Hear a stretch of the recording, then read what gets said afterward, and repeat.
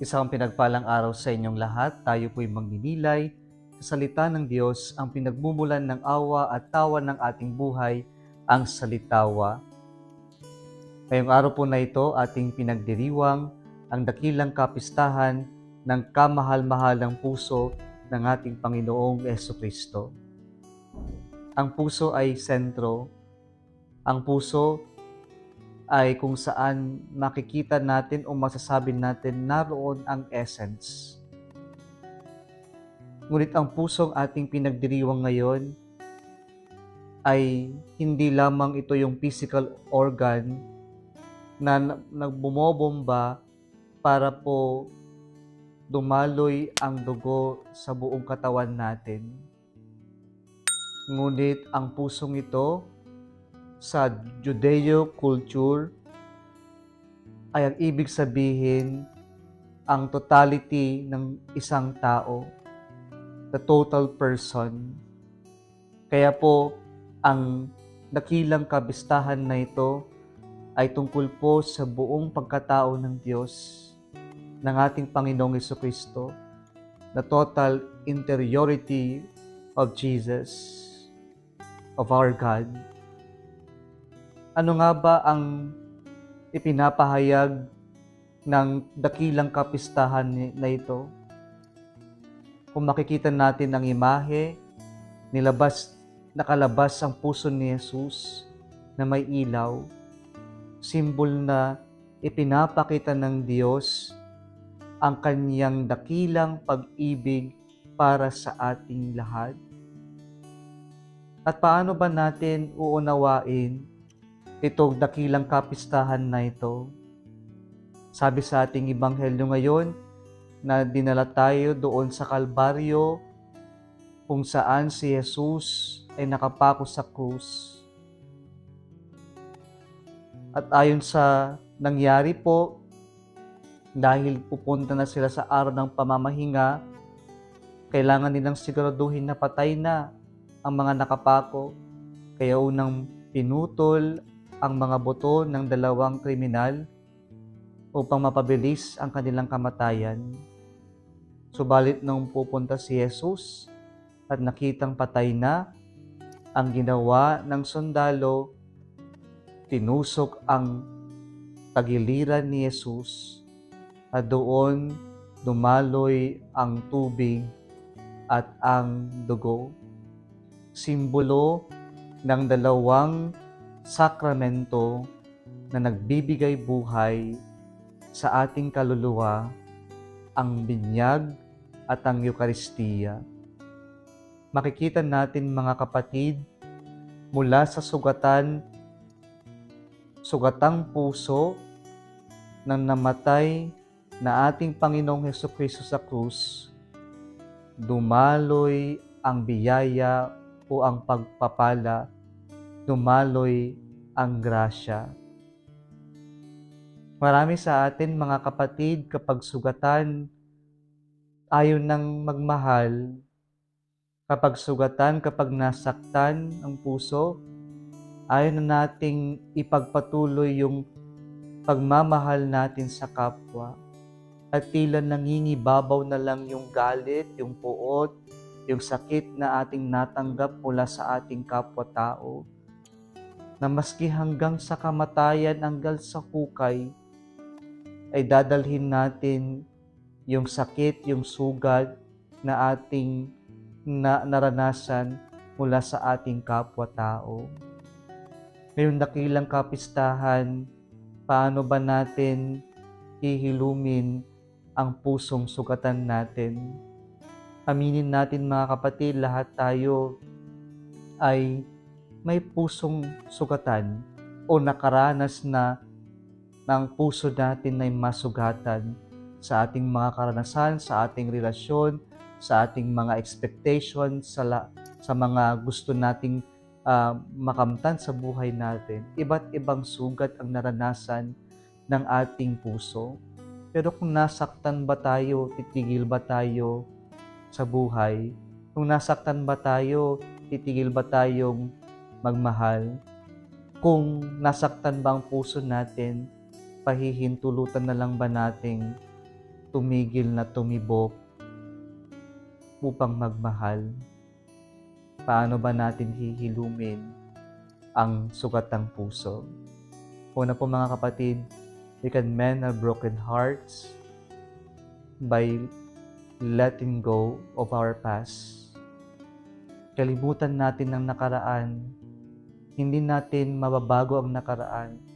Kahit na ano pang gawin natin, kahit na gaano pa natin ito ipagdasal, hindi natin ito mababago. Kung ano yung nangyari sa nakaraan ay nangyari na. Kailangan na natin mag-move on, mag-move forward, matuto sa lessons ng nakaraan, at baguhin yung mga dapat baguhin. Ang katotohanan, hindi natin mababagong nakaraan. Pero marami sa atin ang hindi mahilom ang puso sapagkat tayo ay nanananahan sa nakaraan. Marami sa atin ang tumatambay sa nakaraan. Kaya po hindi tayo makapag-move on. Hindi po tayo makapagpatawad kasi babad na babad tayo sa nakaraan. Kailangan natin kalimutan, kailangan nating bitawan ng nakaraan, ngunit baunin natin ang lessons ng nakaraan sa ating pangkasalukuyan at maski sa ating hinaharap. Mga kapatid, ano ba yung mga nakaraan na patuloy nating hinahawakan, patuloy tayong binabangungot, nang sa gayon hindi tayo makapag-move on, hindi mahilom ang sugat ng puso natin kasi nakakapit pa rin tayo sa nakaraan. Kung hindi man natin kaya pang bitawan, at least man lamang ipahawak natin ito sa Diyos. Ang puso nating sugatan ay hihilom lamang, gagaling lamang kung bibitawan natin ang nakaraan at ating pagyayamanin ang kasalukuyan.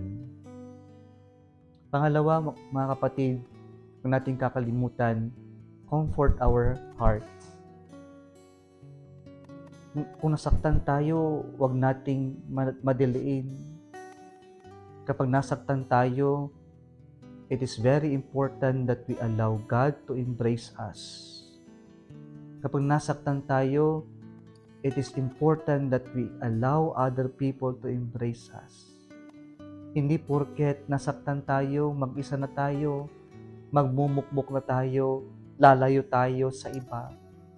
Kung nasaktan tayo, it is all the more important that we allow other people to embrace us, to accompany us. At minsan hindi yung madalian. Minsan kailangan natin magpayakap ng matagal kasi ang tagal ng proseso ng ating paghilom. Gaya ng isang bata na nadapa, nasaktan, kukunin ng magulang, yayakapin, himasimasin, at bibitawan lamang ng magulang kapag tumigil na o tumahan na sa kanyang pagluha o pag-iyak. Meron din tayo mga kapatid, kapag nasaktan tayo, hayaan natin ang Diyos na i-comfort tayo. Hayaan natin na yung mga kaibigan natin ay tulungan tayo, yakapin tayo sa mga pagkakataon na durog tayo, sa mga panahon na sugatan tayo, at tila hindi na natin kayang mabuhay. Panghuli mga kapatid, we can mend our broken hearts by being humble. And it is the only way we can protect our hearts. Matutong magpakumbaba. Sa pagpapakumbaba, dito natin makikita na marami pala tayong kailangan ipagpasalamat. Sa pagpapakumbaba, makikita natin na yung karanasan natin ng sugat sa buhay natin ay marami palang pagpapalang may dudulot sa atin. Kaya kung sugatan tayo, we acknowledge it. Let us be humble. Huwag nating itago, huwag nating pagtakpan, huwag nating ipagsinungalingan yung ating nararamdaman. Let us be humble enough to acknowledge our woundedness. Let us humble enough to acknowledge that we are hurt.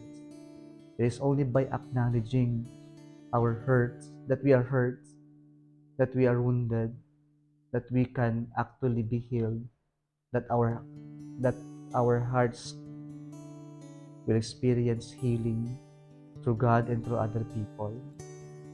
We can only mend our hearts when we are humble enough to acknowledge that we are hurt from these experiences. Mga kapatid, hindi porket sugatan ng puso, wala na itong magagawa. Hindi porket sugatan ng puso, hindi na kayang magmahal. Alalahanin natin, mula sa pusong sugatan, dumadaloy ang tunay na pagmamahal. Mula sa pusong sugatan na lumalaban at ipinagpapatuloy na magmahal, dadaloy ang maraming pagpapala. Muli isang pinagpalang araw sa inyong lahat.